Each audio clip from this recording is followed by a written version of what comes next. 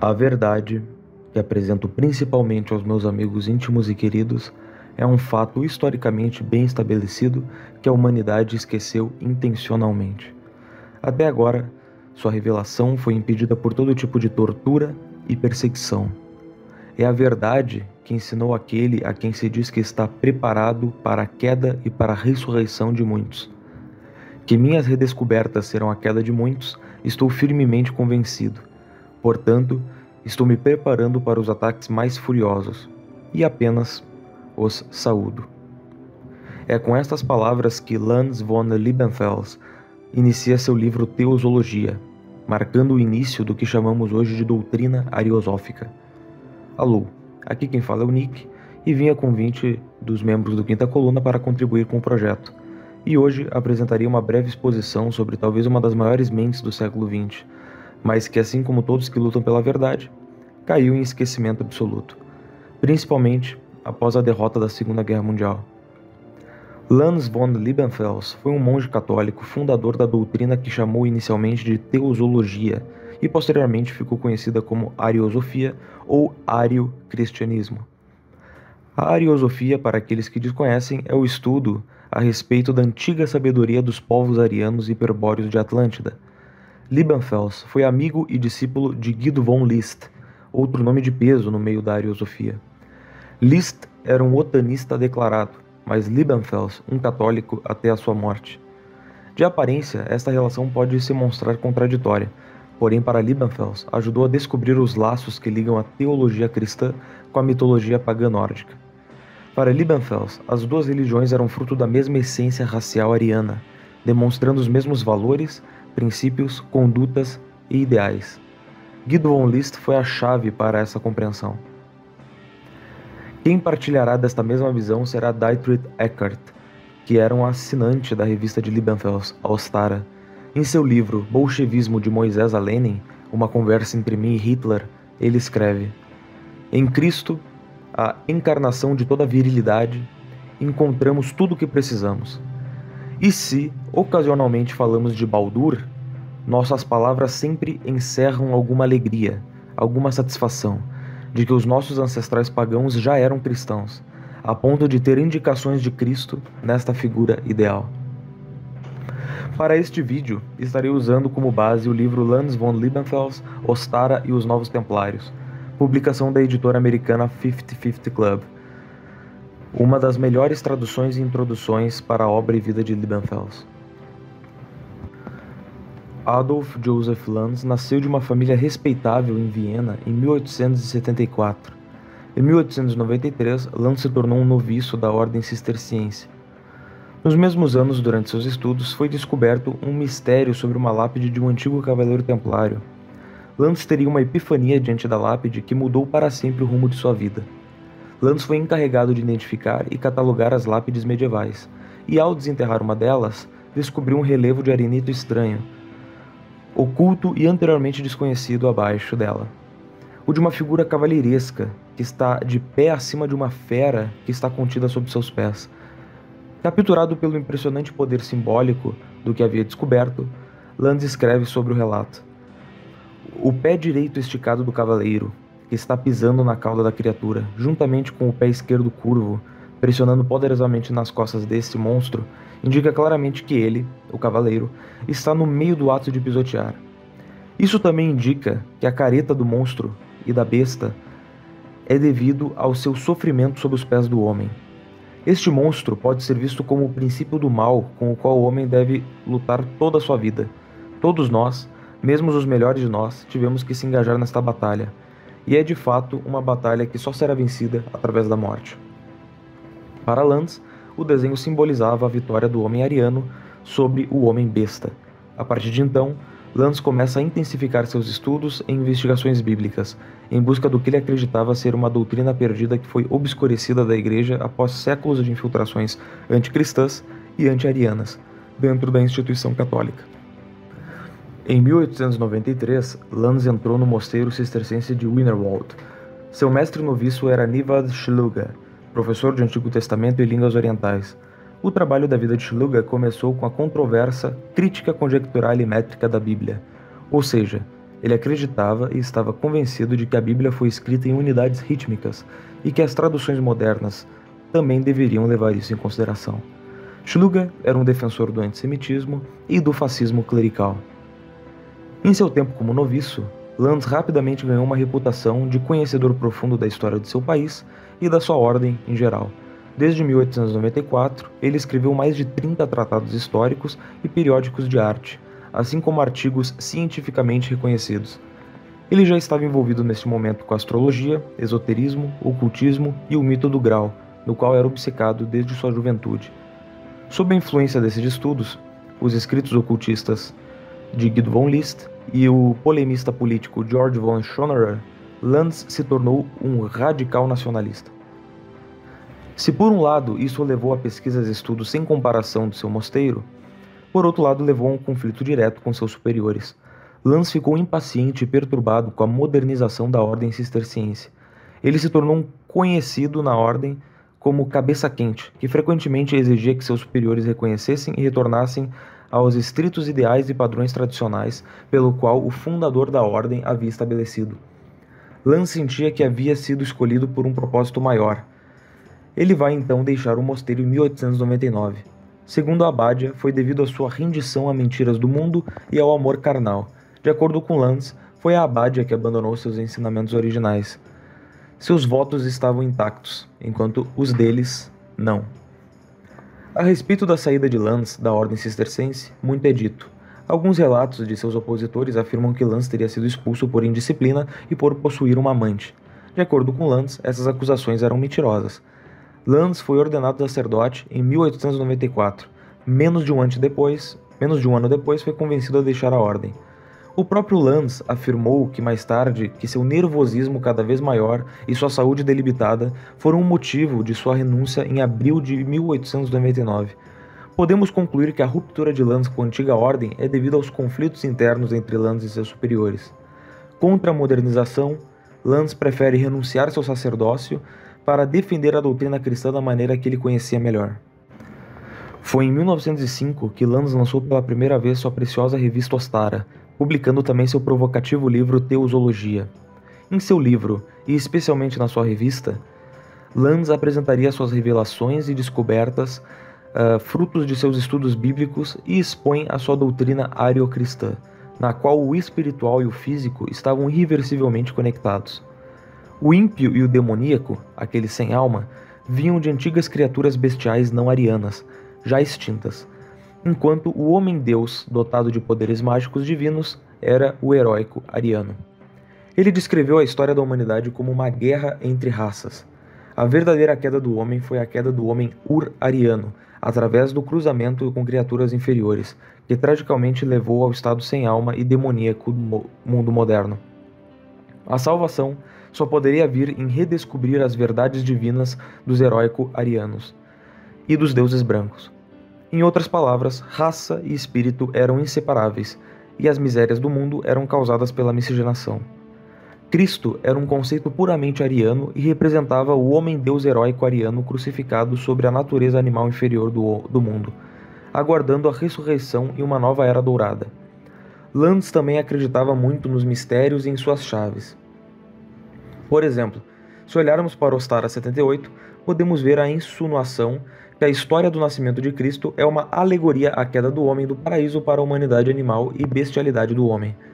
Também afirma que muito da vida de Cristo é uma alegoria para a caminhada da raça ariana.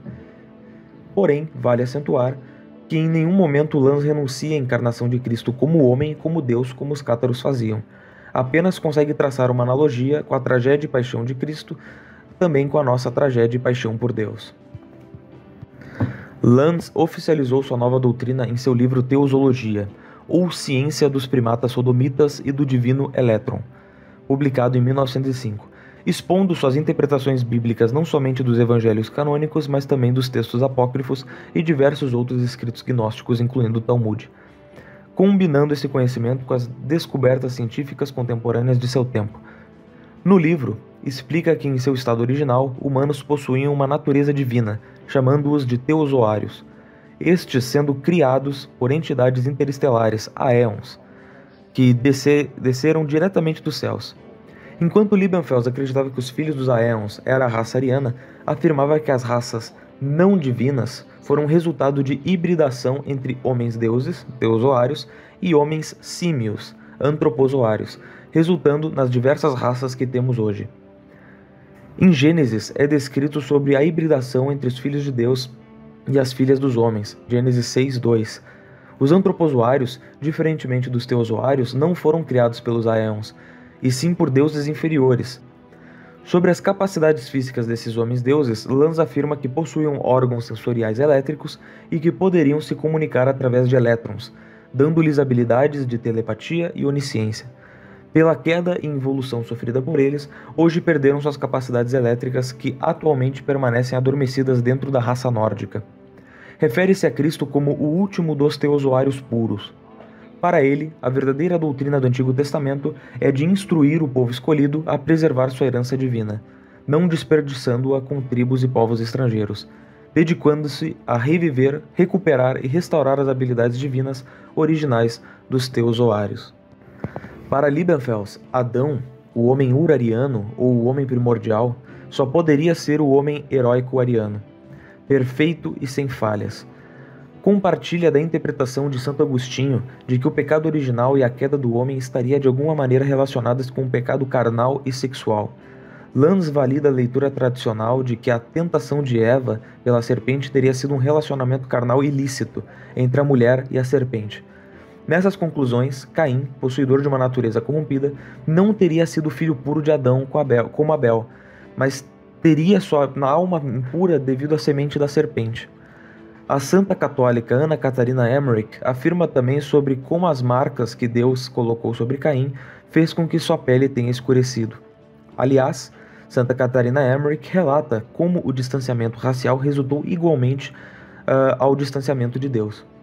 Liebenfels se embasará diretamente nessas interpretações para afirmar que a conscientização divina do homem ariano é maior do que as das demais raças. Vale explicar que quando Liebenfels escreve sobre o cruzamento do homem urariano com bestas, ele não está se referindo a negros como muitos afirmam, mas sim uma espécie primitiva já extinta de hominídeo. Quando Liebenfels fala de um homem-besta macacoide, ele está sendo literal. Para Lanz, o ariocristianismo é a mãe de todas as religiões, sendo o cristianismo a verdadeira religião. Ele, por conclusão, também deveria ser a religião perene. Agora, se o núcleo do verdadeiro cristianismo é o homem ário heróico portador de luz, o homem divino, o redentor de toda a humanidade, então os antigos pais da igreja estavam corretos ao afirmar que o cristianismo é a ur-religião, a mãe de todas as religiões, porque todas as genuínas antigas religiões sacerdotais ário-heróicas eram as do templo cristão. Assim, as religiões meridionais posteriores nada mais eram do que versões degeneradas e aristocráticas da religião templária ário-cristã. Após o colapso do mundo antigo, o cristianismo retornou à Germânia e encontrou seu esteio nas populações arianas do Ocidente. Concentrava-se predominantemente nas áreas ocidental, central e norte da Europa, as pátrias originais da raça loura, ário-heróica. Isso não foi uma mera coincidência. O movimento espiritual da raça heróica ariana tinha retornado à sua pátria original ariana. Aqui também vemos as características específicas do ariocristianismo perfeitamente exemplificadas no Templaisen. O retorno à fonte, à pátria, para a busca da ariosofia em sua forma mais clara e pura. O sinal mais pronunciado do caráter templário veio à tona nas ordens medievais de seus cavaleiros, senhores e monges. De importância primordial, entre estes foram os senhores templários e a ordem cisterciense. Ambos os grupos de fundadores eram da nobreza de Borgonha. A própria ordem cisterciense foi fundada em 1098 por Roberto de Molesme, que fez sua abaldia cisterciense com a reforma da altamente venerada ordem benedita. Para defender a doutrina secreta dos templários, descoberta, Liebenfels refundará os templários com a sua ordem Novos Templários. Mas o que foi essa extraordinária Ordem do Templo, a iniciação dos Cavaleiros, que inspirou Hitler no início e quem o guiou ao longo desses últimos anos? Sem dúvida, foram os guias hiperbóreos, o espírito dos druidas, que trabalhavam dentro dos conventos, e o primeiro deles é São Bernardo de Claraval. São Bento foi o fundador da Ordem Beneditina. Morreu no ano de 546. Acredita-se que a sua ordem também foi inspirada pelos druidas. Do mosteiro de Heiligenkreuz, o monge Joseph Lanz foi enviado para estudar os arquivos do convento benedictino de Lambach, na mesma cidade onde Hitler viveu quando menino e onde a suástica renasceu. No ano de 1900, ele criou uma nova ordem do templo em Viena e escreveu vários livros. Ele também imprimiu uma revista intitulada Ostara e deu o deus alemão da primavera, da aurora, do leste e da luz. Começou a falar de Thule, dos hiperbóreos e da cidade de Agartha. Acreditava-se que Hitler era um leitor assíduo da revista Ostara, e é até possível que Lanz tenha iniciado Hitler durante esse período. A finalidade da Ordem dos Novos Templários, escreve Stefan Michael Botwick, era como um renascimento dos Cavaleiros Templários medievais que ele imaginou junto com os Cistercenses e outras ordens, que foram fundados explicitamente com o propósito de guerrear contra as forças do mal. A ordem, embora tenha sido considerada uma instituição religiosa em si mesma, não foi fundada para Lanz para ser uma instituição religiosa ou uma nova igreja, mas uma instituição para a defesa da igreja à imitação das ordens medievais. A ariosofia, em outras palavras, existia sobre e ao redor da ordem, que era meramente uma instituição com o propósito de fazer proselitismo da ideologia da Ostara. A ideia de fundar uma nova ordem dos Templários chegou a Liebenfels no ano de 1900, na véspera do Natal. Liebenfels escreve sobre a revelação divina que o mesmo recebeu a fim de fundar a ordem. Liebenfels escreve: Eu tive um ano muito ocupado e agitado, mas no final das contas, inquieto buscando a mim mesmo, que estava correndo de um lugar para outro, não me deixava nenhum momento de paz nem tempo para refletir.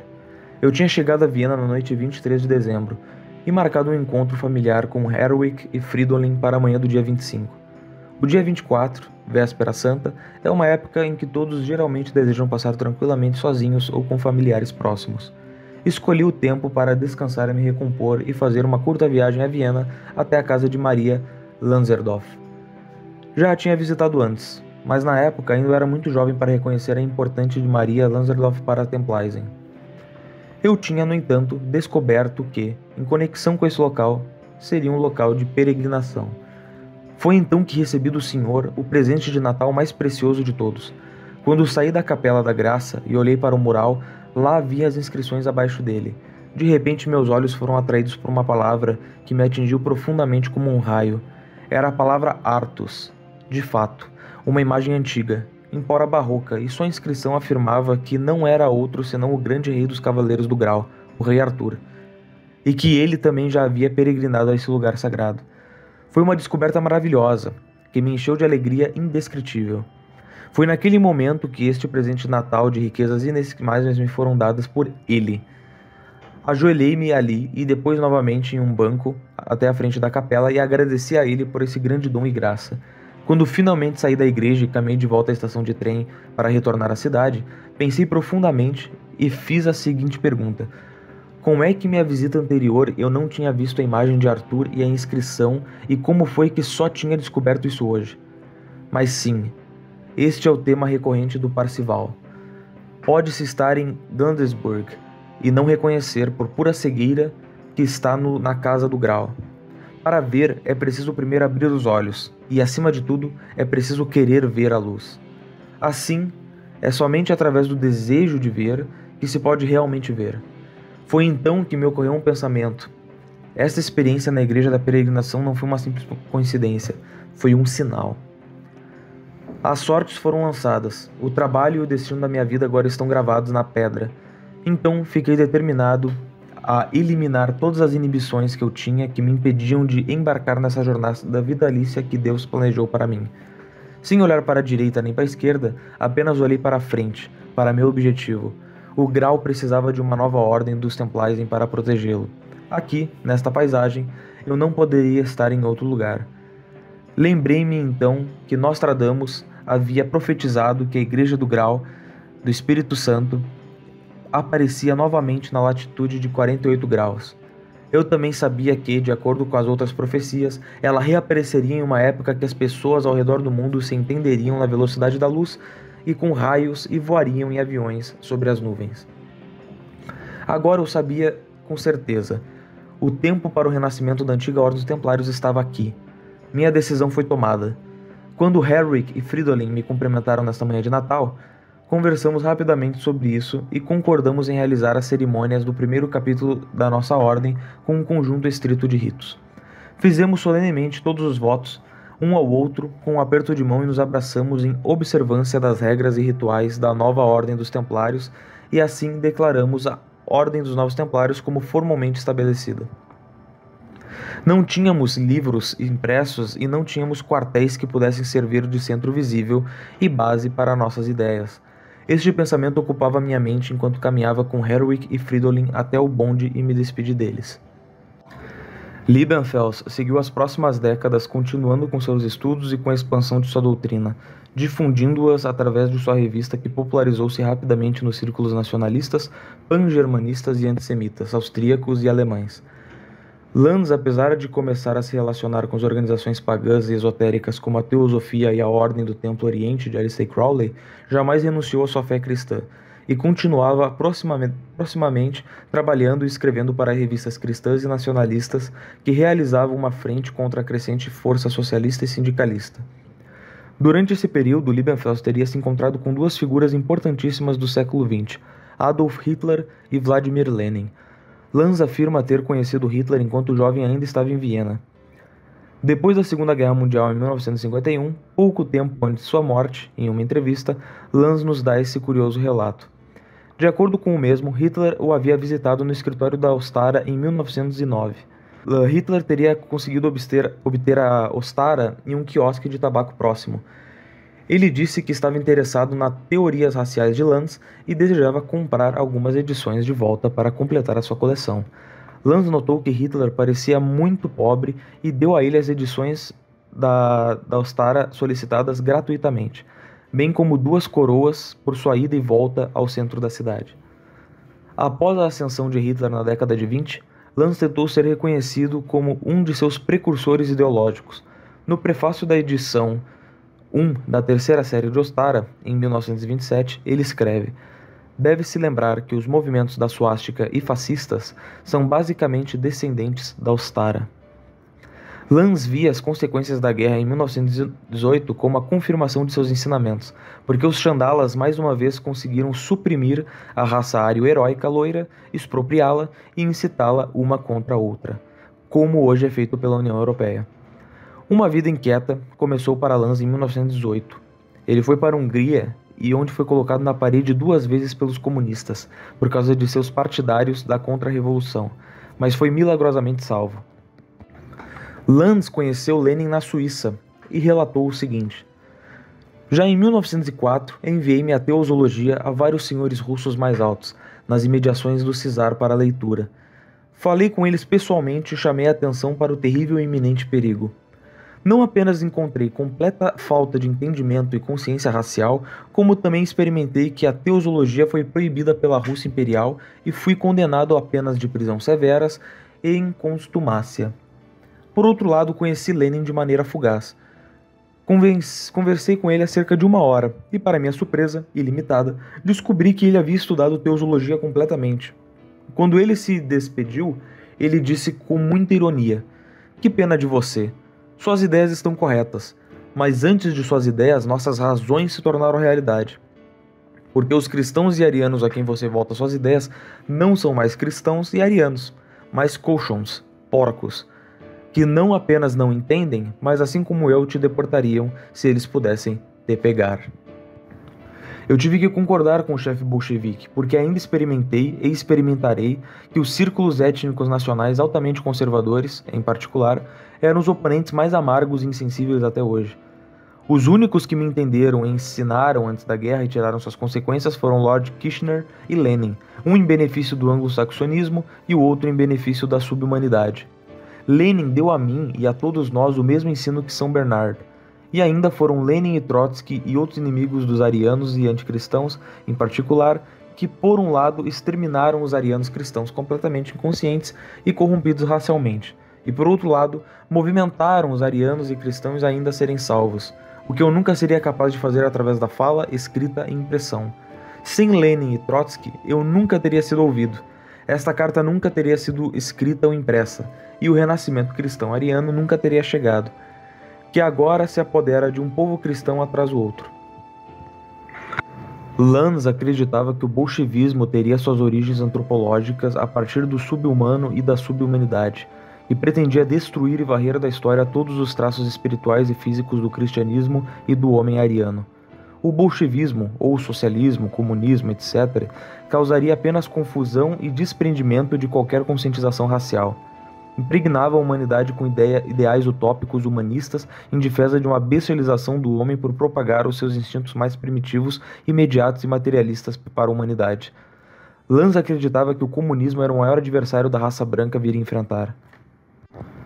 Depois que a Áustria foi anexada pela Alemanha nazista em 1938, Lanz esperava o patrocínio de Hitler, mas Hitler o proibiu de publicar seus escritos e cópias da Ostara foram retiradas de circulação. Após a guerra, Lanz supostamente acusou Hitler de não só ter roubado, mas também de ter corrompido suas ideias, além de ser de uma linhagem racial inferior.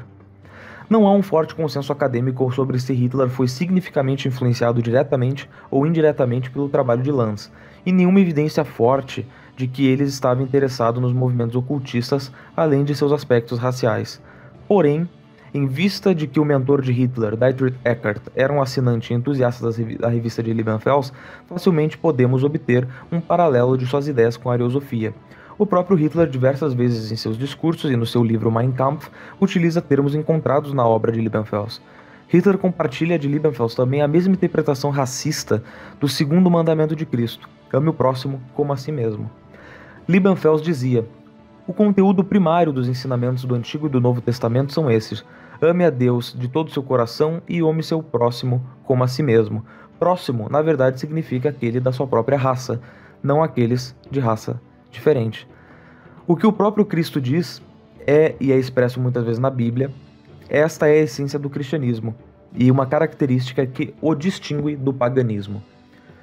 Em uma conversa com Eckart, Hitler diz: Lutero traduziu certa palavra, por exemplo, como parente racial, mas então os rabinos entraram e disseram que a palavra significava próximo, e assim temos a tradução: ame teu próximo como a ti mesmo, ao invés de, como deveria ser, ame teu parente racial como a ti mesmo. Sem falar que no capítulo Povo e Raça, no Mein Kampf, Hitler faz menção sobre o pecado original ter sido consequência da miscigenação e utiliza o termo homens macacos para se referir a outras raças, que o mesmo via como inferior. Na doutrina ariocristã ou ariosófica de Liebenfels, ele afirma que as outras raças são frutos de uma inter-relação híbrida entre antigos arianos hiperbóreos com os hominídeos primatas. Assim, houve uma degeneração racial por parte dos arianos, gerando os povos vermelhos, amarelos, e houve uma ascensão racial dos hominídeos, gerando os povos africanos e semitas.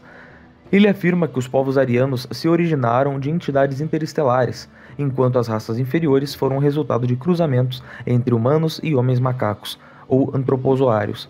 Os efeitos da miscigenação causaram a atrofia dos seus poderes divinos, mas esses poderiam ser restaurados pela criação seletiva de linhagens arianas puras. Podemos ver que as concepções raciais de Hitler estão alinhadas com as interpretações cristãs arianas de Liebenfels. Porém, não somente em Eckart e Hitler podemos encontrar as influências de Liebenfels sobre o nacionalsocialismo. O mentor de Himmler, Karl Maria Willigott, também possuía contato direto com Liebenfels durante a década de 20, e muitas das suas ideias foram utilizadas para moldar a doutrina da SS. Não é por coincidência que após a Segunda Guerra muitos ex-agentes SS se integraram na Ordem dos Novos Templários para dar continuidade à ariosofia. Porém, sobre a acusação de que Lanz teria criticado Hitler e dito que o mesmo teria deturpado suas ideias é questionada pelo livro lançado da Fifth Five Club. Escrevem lá com nitidez que Lanz von Liebenfels nunca insultou Hitler. Acreditam que não passa de um descuido ou macaratismo para descreditar ainda mais as ideias da ariosofia. Dizem que a conexão entre os dois homens vem da força espiritual por trás de ambos. Parece seguro dizer que as próprias crenças de Hitler eram mais parecidas com a de Lanz e o cristianismo esotérico do que com o paganismo. Mas nada disso realmente importa. Uma vez que percebemos que aqueles fiéis à memória do sangue, a sociedade Mini, como Otan se referia a ela, que inclui alguns dos mais antigos conhecimentos cristãos, arianos, maniqueus, cristianismo de Olaf, cátaros, bogomilos, templários, se dividiu em muitas facções. Lanz parece tê-lo identificado como gnose persa. Pensamos em cristianismo gótico, mas os Armen costumam dizer que o cristianismo solar ou cristianismo polar e até cristianismo esotérico. Muitos daqueles portadores da sabedoria antiga tiveram inspirações de permanecer dentro da igreja para guiar e preservar os ensinamentos e a linhagem o melhor que pudessem, mas que não fossem perdidos. O espírito dos mistérios sacerdotes vestidos de branco, que podem ser rastreados até os druidas hiperbóreos originais, ainda pode ser encontrado na ordem cisterciense durante o tempo de Lanz. Então houve outros também que justificavelmente se voltaram com todo o coração contra a igreja e se tornaram os mais rígidos dos pagãos. Lanz via muitas relações entre o antigo paganismo nórdico e o cristianismo. Ambos para ele pertenciam à mesma tradição ariosófica. O paganismo nórdico seria o braço mais próximo da ur-religião que Cristo veio restituir para nós. As demais religiões são frutos de idolatrias demoníacas de seres sem alma. Liebenfels estabeleceu uma hierarquia racial dos povos mais próximos da essência de Deus e aqueles mais distantes. Separa a humanidade em 5 grupos raciais distintos. Os arianos, estando no topo, depois vindo os povos vermelhos, seguindo dos povos amarelos, e logo abaixo, os povos negros. Estas são as 4 raças primordiais da humanidade de acordo com a tradição egípcia. Os egípcios conheciam perfeitamente a diferença entre brancos, negros, mediterrâneos e assemelhados.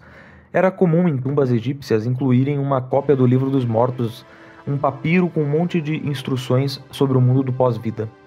Em uma das passagens do livro são descritas as 4 raças que compõem a humanidade: os Het, ou egípcios, que eram os vermelhos, os Amu, ou asiáticos, que eram os amarelos, os Neresu, ou núbios, que eram os negros, e os Temeru, ou líbios, que eram os de pele mais branca, os brancos. A 5ª raça, abaixo de todas as outras, está o homem macaco, o primata primordial que corrompeu o urariano, Adão, o homem primordial. Iremos comentar aqui somente o que Liebenfels escreve sobre a raça loura heróica ariana e os homens macacos. A raça loura heróica ariana é a raça intelectualmente e eticamente mais elevada, é a raça criativa e preservadora da cultura, e é capaz do mais alto trabalho espiritual, mental e físico que está de acordo com sua estrutura harmoniosa de corpo e crânio. Caracteriza-se sobretudo pela inventividade, pelo elevado sentimento moral indígena e pelo senso de beleza, e, portanto, representa o ideal da humanidade na relação física, psicológica, ética e estética. A raça loura heróico-ariana é a raça de grande gênio e o espírito do herói, o grande sacerdote, guerreiro e colonizador da humanidade. A história do mundo inteiro conhece apenas o gênio heróico loiro e nenhum gênio mediterrâneo, mongol, negro, primitivo, real. Os louros da raça heróica ariana nasceram individualistas, amam acima de tudo a liberdade pessoal. São, portanto, os portadores, mas também os mártires da liberdade. Isto é uma vantagem, mas também uma desvantagem, pois como senhores nascidos, são difíceis de se organizar. As descobertas pré-históricas provaram, de maneira absolutamente impecável, que a raça loura heróica ariana é a criadora de toda a cultura espiritual e material. Já a raça escura e primordial, os primitivos, homens macacos e humanos primordiais, que aparecem em várias formas físicas, como várias combinações de cor de pele, cor de olhos e cor de cabelos, e formas de nariz e crânio, além de ter uma forma grosseiramente animalesca, formam seus órgãos genitais. Essas criaturas são um tipo racial integral de acordo com suas características morfológicas e filogenéticas, ou seja, possuem características físicas que se diferenciam dos 4 primeiros tipos raciais, seja por serem superdesenvolvidos ou subdesenvolvidos. Hoje, a principal área de distribuição para os membros sobreviventes dessa raça estão nas regiões periféricas da sociedade, ou seja, nas regiões polares e oceânicas, bem como nas áreas mais remotas e de difícil acesso da África, Ásia, América do Sul e Europa. Sobre a mistura entre essas 2 espécies, Lanz afirma: a maldição da mistura das raças e a bênção da separação das raças é o mistério central da antiga sabedoria ariana e dos antigos cultos e religiões das raças arianas, em suas diferentes formas. A mistura das raças é o triste fim dos deuses, o crepúsculo dos deuses. É uma morte que pode ser seguida pela ressurreição e redenção. Desmisturar é o caminho que o templário deve seguir para chegar ao Castelo do Grau. Através da desmisturação, Cristo, o Deus homem se liberta das sepulturas da humanidade racialmente inferior. Desmisturar é o mistério, a misteriosa consolação e a palavra mágica com qual Odin desejou exorcizar o crepúsculo dos deuses e profetizar sua ressurreição. Sem desmisturar, todo o nosso esforço seria em vão e inútil. Se a mistura das raças promíscua é o maior pecado, na verdade, pecado em si, então desmisturar é o perdão dos pecados, a expiação, a quebra do feitiço do corpo animal. E agora entendemos o profundo significado templário das palavras de Cristo. Eu sou a ressurreição e a vida. Aquele que crê em mim receberá a vida eterna. É importantíssimo afirmar, porém, que em nenhum momento Lanz reserva a salvação somente para os brancos ou arianos. Muitos críticos de Lanz e cristãos tradicionalistas acusam disso para tê-lo como um herege. Liebenfels escreve na primeira edição da Austara que Cristo, com a ressurreição de sua raça, ele simultaneamente redimirá não apenas a si mesmo, mas também as raças inferiores da humanidade e as aproximará de Deus. Liebenfels acredita que para defender o cristianismo é necessário antes proteger ao qual pertence essa antiga ur-religião. Sem a raça ariana, jamais poderia haver um cristianismo. Para Liebenfels, o verdadeiro cristianismo só pode existir no ariano. Assim, como a raça ariana pura e heróica degenerou através da miscigenação com as raças escuras, também a religião ariana degenerou. Conforme o homem vai, assim vai seu Deus, e assim vai a sua fé. Todas as religiões são mais ou menos boas em seu núcleo básico, uma vez que todas as religiões se originam de uma fonte comum da exalta religião ariana. Esses elementos perversos ou inferiores que eles agora contêm vêm das influências venenosas das raças inferiores. Assim, nossa versão moderna do cristianismo não apenas foi paganizada pelos eslavos e romanos, como também sofreu um grau ainda maior sobre influências profanas dos povos mongóis e negroides.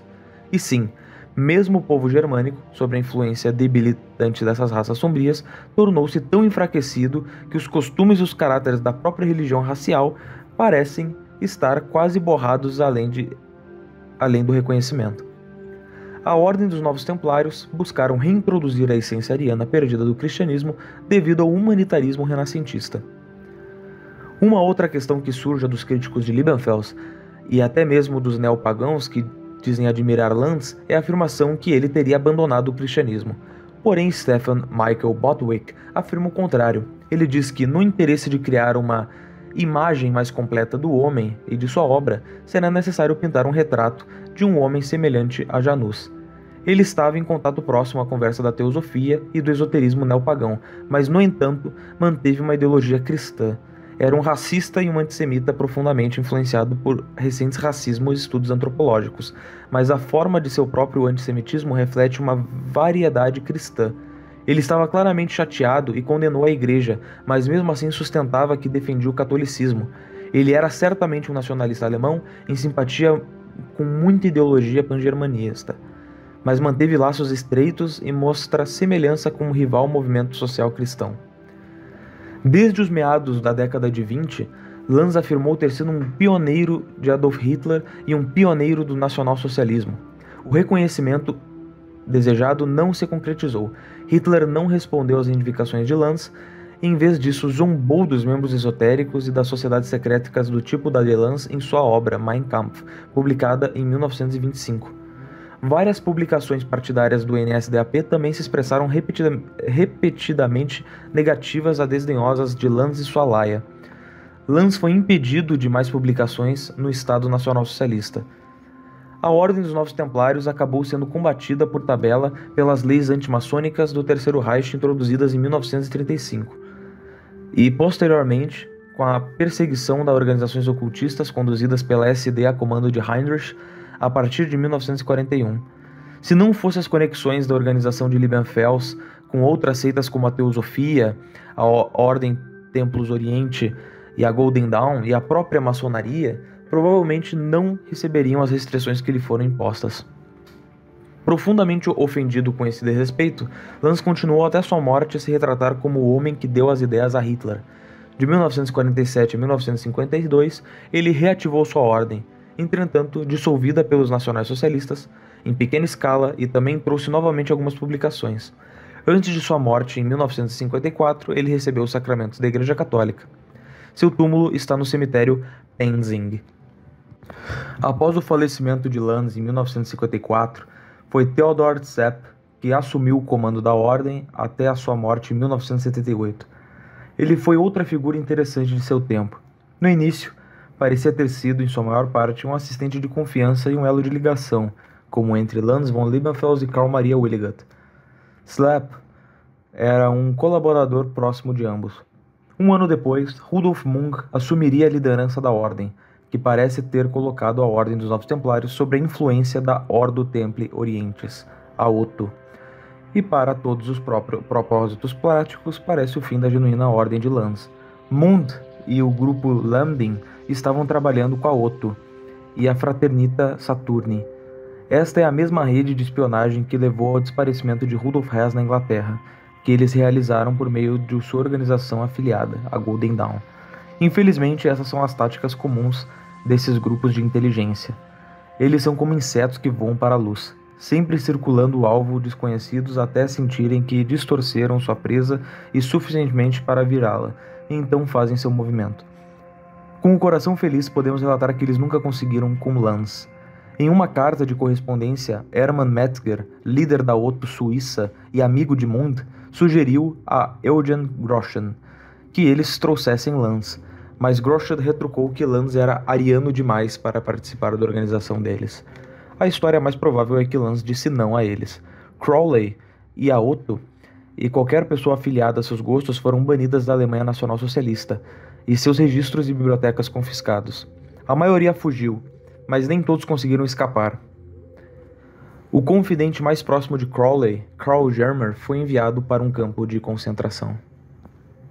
A Ordem dos Cavaleiros Templários, então, foi totalmente dizimada por uma infiltração de outras organizações esotéricas mal intencionadas que tinham como objetivo apenas combater ainda mais o cristianismo e a tradição e espírito ariano.